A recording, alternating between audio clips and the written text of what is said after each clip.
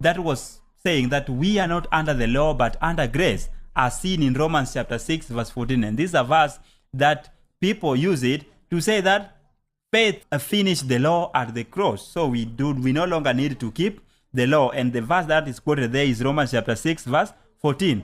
For sin shall not have dominion over you, for ye are not under the law, but under grace. For sin to have dominion, that would be to say that we are under bondage of sin. But why does sin have all this power? We see the book of Romans chapter 6 verse 23 that says, the wages of sin is death, but the gift of God is eternal life. Now, what is sin? The 1 John chapter 3 verse 4 says, to sin is to break the law, for sin is a transgression of the law. Now, all of us have broken the law, which means without grace in the atoning sacrifice, all of us are under the dominion of sin. That is to say, all of us are under the condemnation of the law, because to sin is to break the law. Now, if sin has dominion over us, it means we have broken the law. The law requires a retribution when it is transgressed.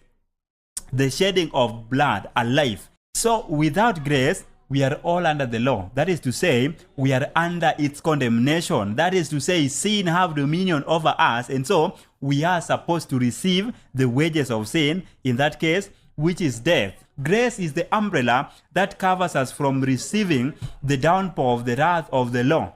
And as if Paul knew too well that someone could misunderstand his statement there, he goes on to verse 15 and says that, what then? Shall we sin because we are not under the law, but under grace? God forbid. And it shows that he was not signifying that we should break the law, because the word there that, what then? Shall we sin? We have seen that to sin is to break the law. So in other words, he is asking there, so what then? Shall we break the law because we are not under the law, but we are under grace? And God forbid, no, we will not do that. Grace in that case does not take away the law, but rather it shields us from receiving the downpour of its retribution.